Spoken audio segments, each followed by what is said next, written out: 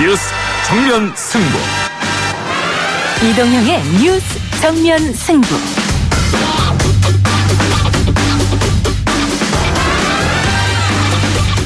청취자 여러분 안녕하십니까, 이동형입니다. 이동형의 뉴스 정면 승부, 먼저 오늘 준비한 내용 알려드리겠습니다. 바른미래당은 부득이 다른 야당들과 함께 조국 전 민정수석 일가의 부정비리 의혹을 규명할 국정조사와 특검 도입 논의를 시작하겠습니다. 2부에서 인터뷰할 오신환 바른미래당 원내대표가 조국 일가 국정조사와 특검 도입을 논의하겠다고 오늘 기자회견을 가졌습니다. 실현 가능성이 있을까요?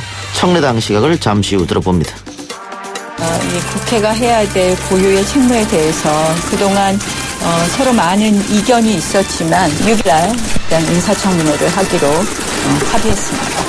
가족 증인은 부르지 않는 거죠. 가족 증인뿐만 아니라 모든 증인에 대해서 지금 법적으로 부를 수 있는 시간이 지난 거죠.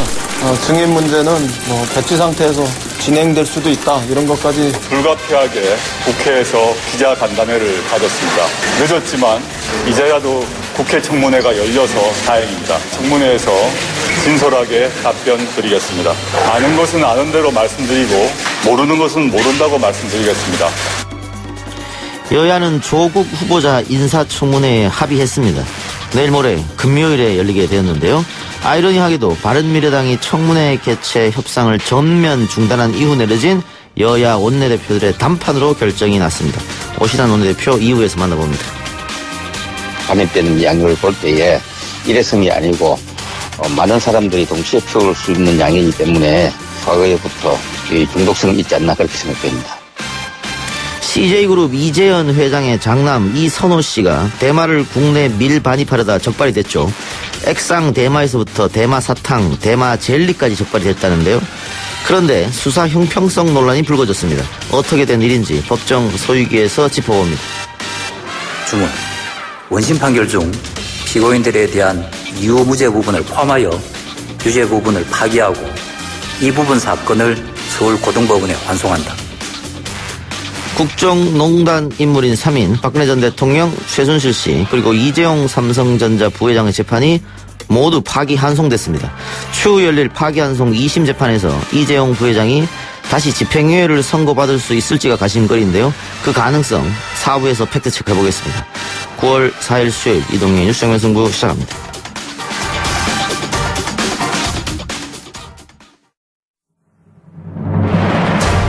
이 작가는 독하다.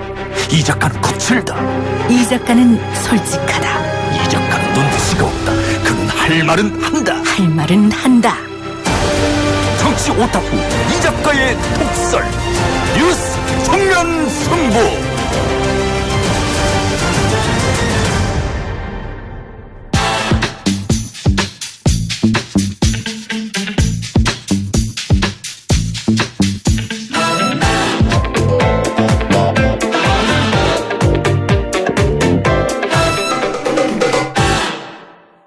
와라 수담 YTN 라디오 수요일의 남자 더불어민주당 마포울 지역위원장 정청래 전 의원 나왔습니다. 어서 오십시오. 네, 안녕하십니까, 정청래입니다. 예, 장관 후보자 청문회 개최가 드디어 합의를 했습니다. 6일 하루로 잡혔는데 일단 첨예하게 대립했던 가족 증인은 부르지 않기로 합의가 됐는데 늦었지만은 잘 된 일 아닙니까? 조국 수호의 선봉장, 조국 전문가로서 말씀드리겠습니다. 자유한국당 백기투항 완전 참패했다. 예. 진작 이렇게 할 것이지. 그래서 결국 지금 자유한국당 장제원 의원이 반발 강도가 굉장히 센데요. 예. 자유한국당이 민주당 이중대냐. 예. 뭐 이런 얘기까지 지금 하고 반발을 지금 하고 있어요. 그래서 자유한국당이 가뜩이나 어려운데 자중질환 속으로 좀 빠진 거 아니냐 이런 생각이 좀 들고. 홍준표 전 대표 같은 경우에도 지난번 결정도 그렇고 이번 결정도 그렇고 상당히 비난하는 그런 모양새예요. 장제원 의원은 구체적으로 이렇게 얘기했어요. 이틀이 보장된 청문회를 하루로 단 한 명의 증인도 없는 청문회에 어떻게 합의할 수 있는지 도대체 원내 지도부의 전략이 무엇인지 묻지 않을 수 없다며 우리가 청와대와 민주당은 이중대이냐 이렇게까지 강하게 비판했죠. 어쩔 수 없이 나경원 대표가 합의를 할 수밖에 없었을 것 같은데 분수령은 조국 후보자가 직접 국회에 나와서 기자간담회를 한 거죠. 그러면서 여론이 이제 반전의 기회를 잡았고 오늘 발표한 리얼미터 여론조사도 사실은 시청층에서는 임명해야 된다. 찬성이 높았어요. 예.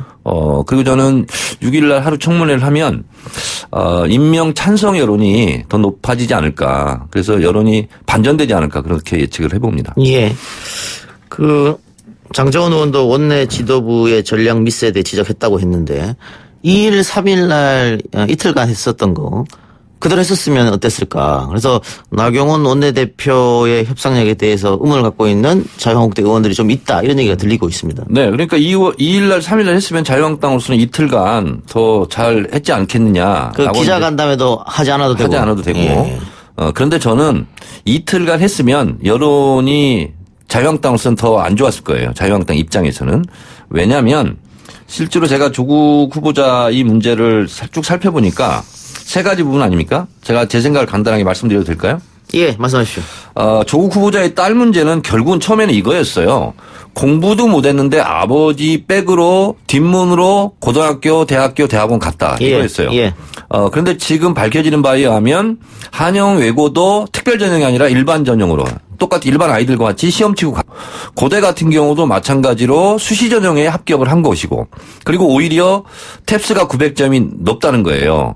근데 그 세계 선도 인재 그 부분은 탭스가 857점이 커트라인이었대요. 예. 근데 900점이 넘으면 상당히 높았던 거고 또 미국의 대학을 갈 거를 이제 준비를 했지 않습니까? 미국의 대학 1학년 과정 3과목을 선행학습을 해서 했는데 AP라고 그러는데 그걸 만점 맞았다고 그러는 거예요. 예. 그러면 고려대에 들어간 입학생 중에서 상당히 우수한 성적으로 거의 뭐 최우수한 성적으로 고대를 입학한 거다라는 것이 이제 입시 전문가들의 분석이지 않습니까? 예.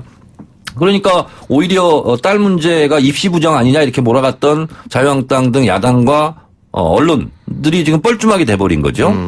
그리고 웅동학원 같은 경우도 결국은 웅동학원이 3.1 만세 운동을 했던 어떤 민족정의가 서리는 학교라서 형편이 어려워지자 조국 후보자 아버지에게 요청한 거 아니에요. 좀 인수해달라. 예. 사재를 털어서 운영하다가 이제 돌아가셨는데 사재는 털었지만 사익 추구는 아무것도 없었다는 거 아니에요, 지금.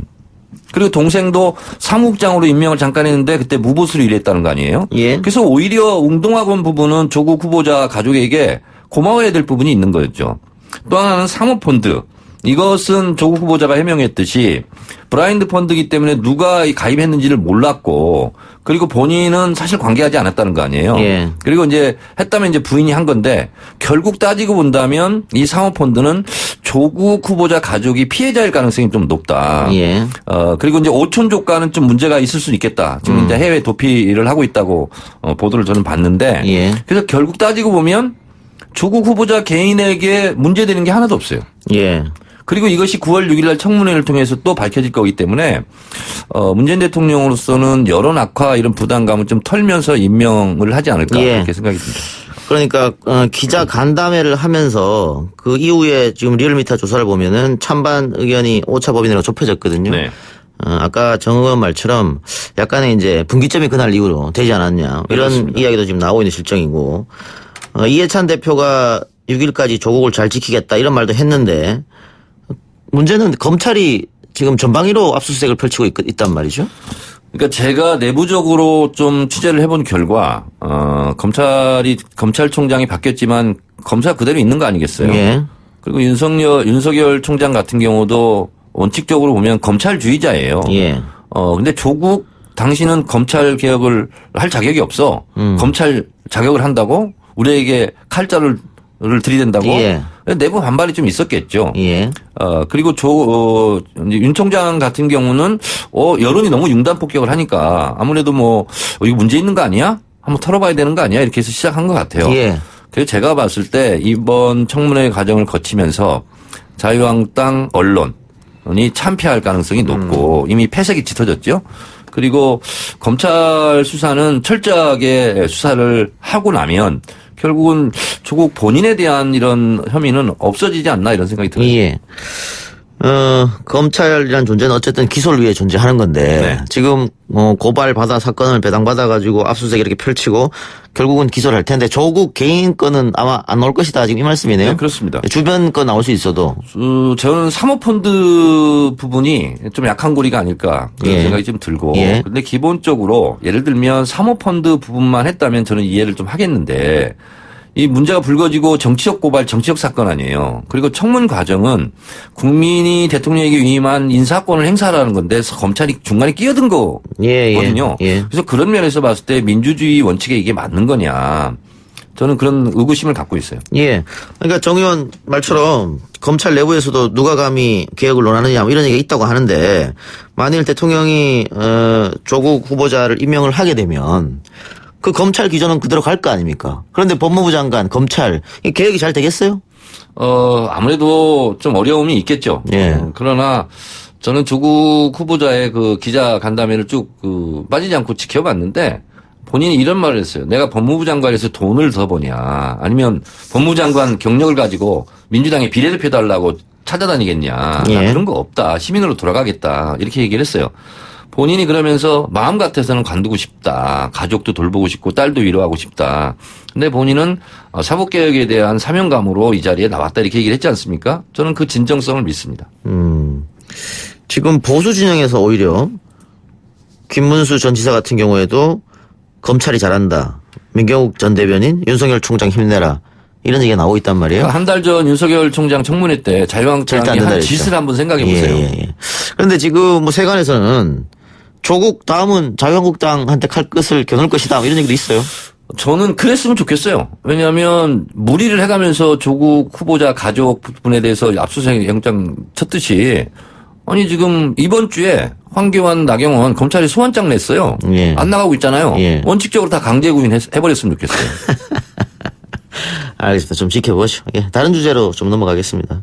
북미 대화 교착 상태가 지속되는 상황인데 이 상황에서 왕이 중국 외교부장이 북한을 방문했습니다. 이거는 어떻게 봐야 될까요? 북중 소교 70년입니다, 올해가. 예. 그래서 주는 이제 사회주의, 공산주의권 국가에서는 꺾어지는 해를 굉장히 중요하게 생각해요. 10년, 20년, 뭐 15년, 25년 이런 식으로. 예.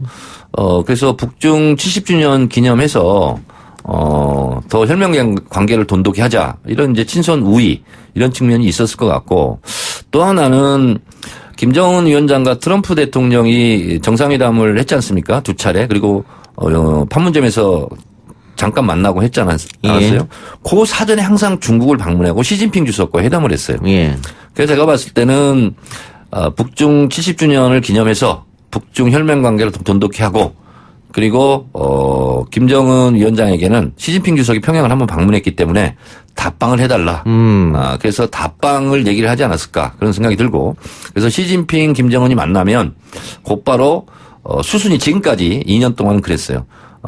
북미 회담을 하기 시작했거든요. 그러면 제 시나리오대로 김정은 위원장이 베이징을 가고 거기서 다시 나와서 북미 실무회담을 재개하고 그래서 머지않은 장래에 북미 정상회담을 하지 않을까. 뭐 그런 것 때문에 왕이 부장이 평양을 방문했는데 리용호 외무상이 초청을 했어요. 예. 갔고 왕이 부장은 홍콩 사태에 대해서 좀 도와달라 이렇게 얘기도 한 것 같습니다. 그럼 어쨌든 우리 입장으로 봤을 때는 왕이 부장이 북한 방문하는 게 나쁠 건 없다 이렇게 보이네요. 그렇습니다. 예. 그런데 최근에 최선희 위원이 미국 측 인사를 또 비판했거든요. 성명을 내서. 이건 어떻게 봐야 됩니까? 트럼프는 직접 공격 안 하니까 그렇지 않습니까? 예.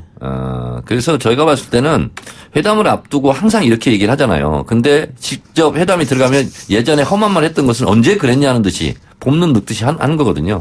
그래서 저는 이런 일이 있을수록 사인 곡선을 그리잖아요. 2017년 11월 29일 날 ICBM 발사하면서 얼마나 그 트럼프, 김정은 험한 말 주고받았어요. 예. 핵 버튼 크기 자랑하고 막 이러다가 또 다시 만나니까 또 화기애애하고 그러잖아요. 예. 그래서 그 전에 있었던 이러저런 비난 성명은 그다지 신경 쓸 건 아니고 오히려 어둠이 짙으면 새벽이 온다. 라는 것으로 생각하면 되지 않을까 생각합니다. 예. 근데 어쨌든 판문점에서 미국과 북한의 양 정상이 만나고 그때 2, 3주 안으로 실무회담 있을 것이다 그랬는데 지금 너무 딜레이 되고 있거든요. 북미 관계는 장기성, 간구성, 복잡성을 띠고 있습니다. 예. 말대로 되면 얼마나 좋겠어요. 근데 김정은이 올해 초에 올해까지만 기다린다라고 했잖아요. 네. 얼마 안 남았어요. 얼마 안 남았죠. 네. 할 것으로 예상이 됩니다. 네. 알겠습니다. 그리고 이제 북한이 계속 미사일을 쏘는 것은 제가 여기 뉴스 정면 승부에서 예측을 했잖아요. 예. 계속 쏠 것이다. 예. 왜냐하면 핵무기를 막상 없애려고 보니 북한 인민들이 좀 불안해할 수 있잖아요. 예. 그래서 우리는 핵무기 말고도 우리는 충분하게 자위력, 국가 안보를 지킬 능력이 된다 하는 것을 북한 주민들에게 보여줄 필요성이 있지 않았겠을까. 그리고 저는 어쩌면 북미 간에는 양해를 하지 않았을까 그런 생각까지 해봅니다. 왜냐하면 트럼프가 계속 그 부분에 대해서 뭐라고 안 해요. 약속 위반이 아니다. 약속 위반 아니다. 그리고 아베가 뭐라고 좀 해주세요 그러니까 됐어. 예. 노 프라블럼 이렇게 얘기했잖아요. 예. 그래서 북미 간에 어쩌면 그건 양해 사항이 아니었을까 이런 생각까지 해봅니다. 그리고 국내 정치형이 크다. 그렇습니다. 예. 네. 알겠습니다. 청와대가 발표한 주한미군기지 26곳 조기 환수 방안에 대해서 주한미군도 적극 협조하겠다 이렇게 얘기했는데 그 보수 언론이나 보수 정치인들 중에는 이게 한미 관계를 조금 나쁘게 하는 게 아니냐 이런 지적을 하는 분도 계시죠. 그렇지 않고 예전에 우리가 기억날지 모르겠지만 80년대 그런 얘기가 많았거든요. 필리핀 수빅만에 있는 미 클라크 공군기지에서도 임대료를 필리핀이 받았어요. 미군으로부터. 근데 우리는 임대료를 안 받아요. 예. 이게 자주국가로서 이거 좀 자존심이 상하는 거 아니냐라는 얘기를 했었거든요. 그런 면에서 봤을 때 미군 기지 이제 필요 없는 것은 당연히 반환을 해야 되는 거고 우리가 또 자주국가로서 아무리 미국이지만 당연히 그건 요구해야 되는 거예요. 그래서 그건 일반 상식 아니에요, 그것은. 그리고 이제 방위비 분담금 협상에 이제 들어가야 될 텐데 주한미군기지를 반환할 때 정화 비용이 상당히 들어간다고 합니다. 그래서 그것 때문에 지금까지 지연이 됐다. 네. 환수가 안 됐었는데 그래서 우리 측에서는 방위비 분담금 협상 전략으로 이걸 활용하는 거 아니냐 이런 이야기 그런 측면도 있어 보이긴 해요. 예. 근데 생각해 보면 주한 미군이 우리나라에 주둔하면서 주한 미군 주둔에 관한 지휘 협정 이것이 이제 한미 행정 협정 소파인데요. 원래는 방위비 분담이 없었어요, 우리가. 우리는 시설과 토지만 제공하는 걸로 돼 있어요. 근데 91년도부터 미국이 또 요구해서 이제 들어줘서 지금까지 이제 뭐 1조 원 가까이 이제 내고 있는데 기본적으로 원래 한미 행정협정 맺을 때는 없었습니다. 방위비 분담금이. 예. 그래서 우리가 일방적으로 아무리 한미 동맹이지만 우리의 또 국익 수호 차원에서 우리가 또 당당히 요구할 것은 요구하고 해야 될 것 같습니다. 게시판 낭닝이님, 정 의원님 어떻게 하면 저렇게 말이 술술 나올 수 있나요? 엄재윤님, 주광덕 의원은 생기부를 어디서 얻었을까요? 말이 술술 나오는 정 의원님, 주광덕 의원은 생기부를 어디서 얻었을까요? 죄를 지었으면 죄값을 치러야 됩니다. 그리고 이 생활기록부는요, 이것은 절대로 유출되면 안 되는 거예요. 그래서 그걸 입수해가지고 좋아서 흔들기는 했겠지만, 저는 죄값을 치러야 된다. 그리고 이것은 반드시 고소해야 된다. 오늘 검찰 쪽에서는 우리 자료는 아니다라고. 그렇습니다. 선을 그었습니다. 그러니까 뭐 네티즌들은 이거 해킹한 거 아니냐. 뭐 이런 얘기가 나올 정도로 굉장히 심각한 문제고, 청문회 정국이 끝나면 반드시 이것은 외상값을 톡톡히 쳐서 받아야 된다. 면책특권 있잖아요, 그런데. 아니, 생기부는 관계없습니다. 관계없습니까? 그리고 회의장에서 이게 통계 아니기 때문에.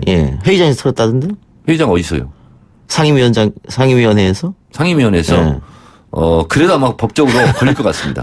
걸려야 된다고 봅니다. 그래요? 네. 알겠습니다. 네. 오늘 청해당 여기까지 듣죠. 수고하셨습니다. 네, 고맙습니다. 딱딱하고 지루한 뉴스가 소설보다 흥미진진해지는 새로운 경험. 놀라셨죠? 이것이 바로 이동준의 뉴스 정면 승부.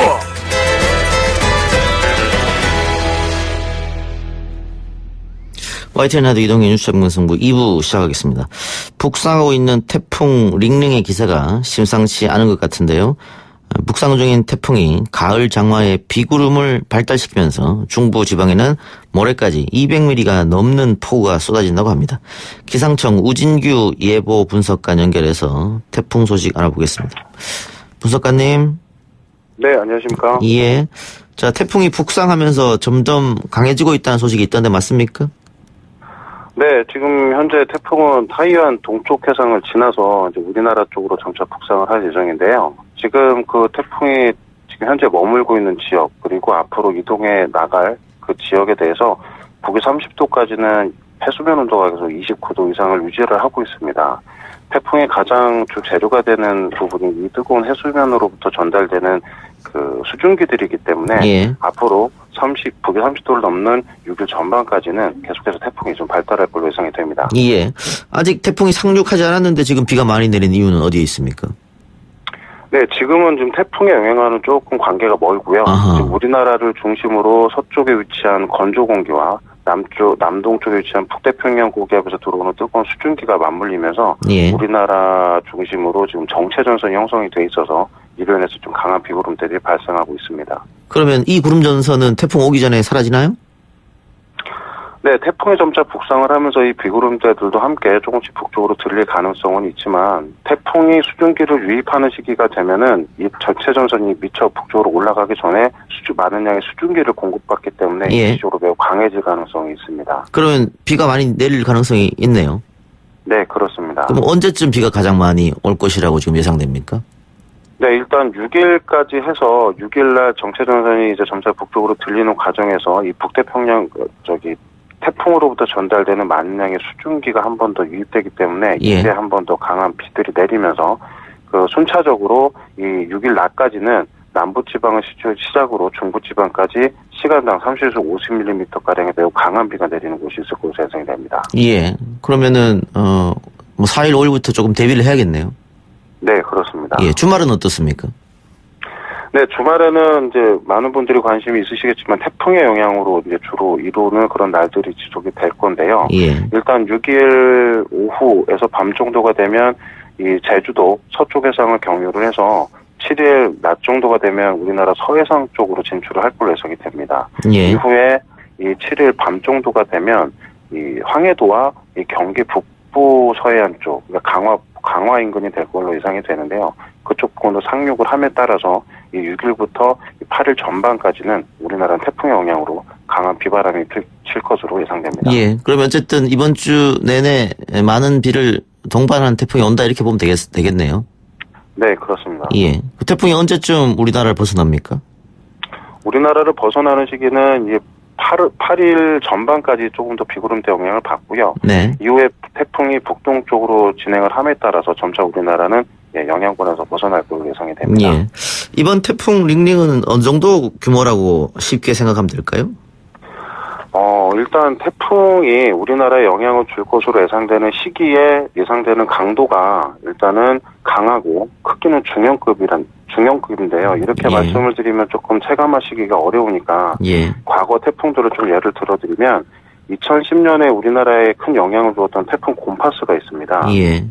이때 경로가 지금하고 비슷하고 시기도 비슷한데요. 예. 그때 그 태풍 곰파스가 서울 경기도 인근 해상으로 접근을 할 때 중심 기압이 975헥토파스칼이었거든요. 예. 근데 그 매우 강한 바람이 불었는데 이번에 예상되는 이 태풍 링링은 그때가 되면 중심 기압이 965에서 980헥토파스칼 정도로 예상이 돼서 이때 콤파스와 거의 큰 차이가 없을 걸로 예상이 됩니다. 가장 많은 피해를 볼 지역이 어디라고 예상됩니까? 우선은 서해상을 경유를 해서 북상을 하기 때문에 가장 가까운 서쪽 지방이 타겟이 되고요. 예. 특히나 서해안 도서 지방을 중심으로는 매우 강한 바람들이 주를 이룰 걸로 예상이 됩니다. 예. 그래서 시속으로 따지면 약 160km 정도의 순간적인 바람들이 불 수가 있고요. 예, 말씀하십시오. 남해안 쪽과 제주도도 이와 같은 강한 바람들이 불 걸로 예상이 됩니다. 물론 200mm 내외의 많은 비들도 내릴 걸로 예상이 되지만 그보다는 이 매우 강한 바람이 이번 태풍의 특징이라고 할 수가 있겠습니다. 예. 마지막으로 물폭탄 등으로 인한 주택 침수 우려하는 분들도 계실 테고요. 농작물 같은 경우에도 많은 걱정이 있을 텐데 이 피해 예방이나 대처 방법 알려주시죠. 예, 일단 우선 태풍이 올 때는 강한 비바람이 들이치기 때문에 일단은 침수가 굉장히 좀 중요합니다. 그래서 일단 태풍이 실제 접근을 하기 전에 하수구와 배수구 등에 대한 점검이 필시적으로 필요하고요. 예. 그다음에 외부에 전기 시설을 갖춘 야외 시설물들은 미연에 조금 내부로 들이셔서 피해를 줄이시는 게 좋겠습니다. 특히나 지금 이 가을철 수확기와 맞물린 상태에서 태풍이 북상을 하고 있기 때문에 일단 농어촌 등지에서는 이 추수기와 맞물린 그 뭐 과일 낙과라든지 아니면 농산물에 대한 그 관리가 철저하게 필요하다라고 하겠고요. 그 끝으로는 이제 만약에 이러한 피해가 침수로 인한 피해나 2차적인 피해가 발생을 했을 때는 이후에 상황이 해소되었다고 해서 바로 실내로 진입하시는 것보다는 이 유관 기관에 연락을 하셔서 도움을 받거나 그런 시간이 안 된다고 하면 신발과 장갑 등은 절연체를 조금 착용하신 채로 진입을 하시는 게 좋을 거로 예상이 됩니다. 알겠습니다. 오늘 인터뷰 고맙습니다. 네, 감사합니다. 예, 지금까지 기상청 우진규 예보 분석관이었습니다. 이 작가야, 궁금하다. 이 작가야, 문자 줄게. 질문다오. 여러분은 지금 웃으며 정보를 입수하고 편안하게 참여하는 이동형의 뉴스 정면 승부와 함께하고 있습니다. 생방송에 참여하고 싶은 분들은 샵 09, 우물정 0945번으로 단문 50원, 장문 100원의 문자 메시지를 보내주시거나 예스 앱으로는 무료로 참여할 수 있습니다. 지금 바로 보내주세요.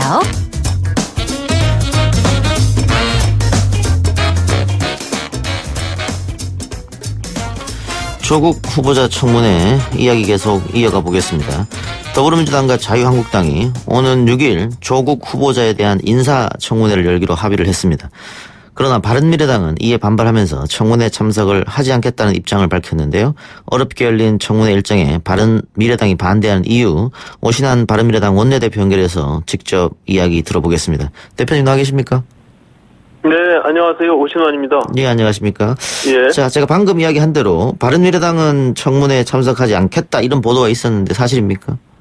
네, 오늘 양당의 합의에 동의할 수가 없습니다. 예, 그 이유를 좀 설명해 주시죠.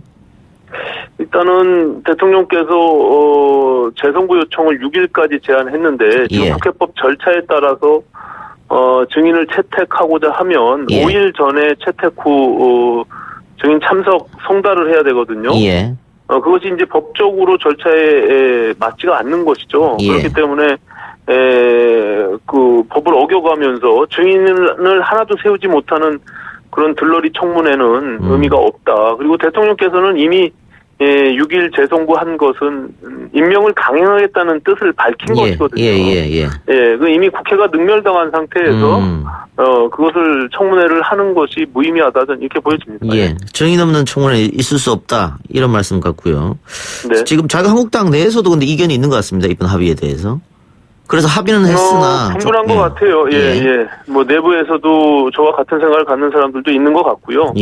물론 저도 뭐 누구보다도 청문회를 열어야 된다는 입장에서 중재하고 그 역할을 지금껏 해왔습니다. 근데 어제 대통령께서 재선고 요청한 그 시점을 통해서 저는 이미 이제 청문회는 이제 개최할 것인지 말 것인지에 대한 여부로 이렇게 실갱이를 벌이는 것 자체가 국민들한테 오히려 송구스러운 면이다. 그래서 저는 오늘 아침에 이미 이제 끝났고 이거 실체적 진실은 이제 특검과 국정조사를 통해서 하는 수밖에 없다. 저는 이렇게 본 것입니다. 그제 이제 기자간담회가 있었지 않습니까? 그걸 보는 많은 국민들이 기자들의 질문만으로는 의혹이 해소되지 않는다. 그러니까 자료를 많이 볼 수 있는 국회의원들이 질문과 답을 해야 되지 않느냐.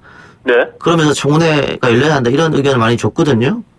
지금 자료를 볼 수 있는 국회의원들이 없습니다. 왜냐하면 오늘 원래 청문 계획의 채택의 건과 자료 요구의 건 그리고 증인 참고인 출석의 건 요 세 건의 의결이 돼야지만이 이제 진행이 되는 것인데요.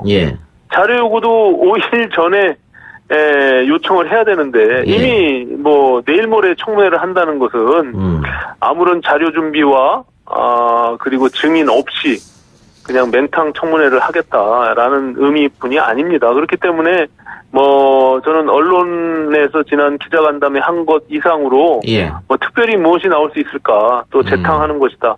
그렇게 되면 오히려 임명을 강행하겠다고 하는 대통령에게 저는 면죄부와 명분만 주는 것이다 이렇게 보여집니다.